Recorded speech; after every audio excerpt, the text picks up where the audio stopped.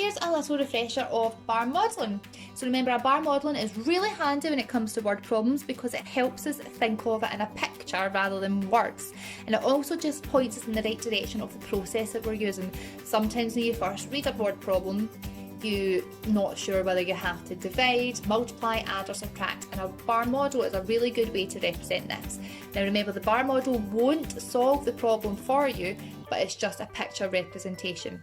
So I'm going to take an example from the book to refresh ourselves.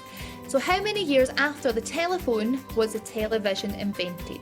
So looking at the information, the telephone was invented in 1876. And the television was invented in 1924. A couple of ways you can lay this out. You've got this part here, which would be 1876. That's when the telephone was invented. I'm going to put on top the bigger number, because that's really our whole. That's what we're trying to get to.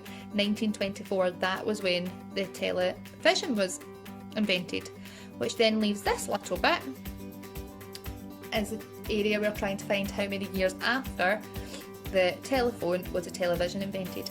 So that lets us see straight away that we've got a whole number, part of that number, and we have to find the other part of the number, which would let us know we can find the difference and therefore do a subtraction.